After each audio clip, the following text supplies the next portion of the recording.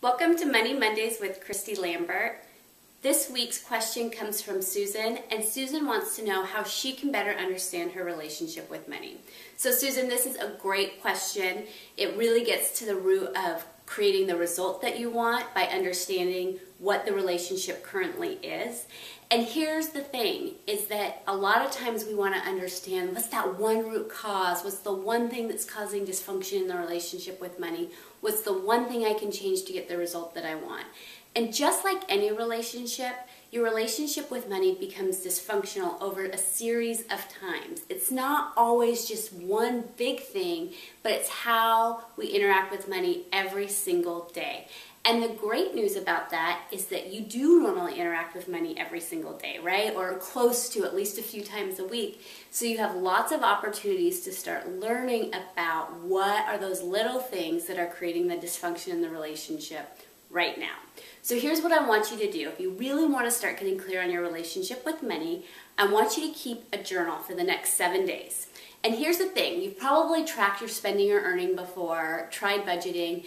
This is going to be a little bit different. You are going to write down every single transaction that you have with money, whether it's an earn or whether it's a spend, what the dollar amount is, and then I want you to write down how you are feeling on a scale of -10, which is super worried, stressed, anxious, negative, to +10, which is super abundant, free, excited, joyful, generous. So -10 to +10, how are you feeling when you made that transaction? And what were the thoughts that were creating that feeling? And what you'll find is there's not always a correlation between the dollar amount and how abundant or scarce the feeling is. And I want you to do this with spending and earning for the next 7 days. I want you to report what you find in the comment section below, because this is what's going to give you some key insights onto what's going on with your relationship with money on a daily basis that's creating some of that bigger long-term dysfunction. And you'll notice, where do you feel the most scarce? Where do you feel the most abundant? And then you can kind of start to work with those thoughts to start creating abundance on a more daily basis and starting to understand when you're not. And here's the thing, this is why this is so important. Yes, you're going to have scarce spends. Yes, you're going to have abundant spends. But most of the time, if you're not paying attention, most of my clients spend a lot of times with avoidance spends, where unless they were consciously looking at this, they wouldn't even register the spend on the scale or in their checking account or their thoughts.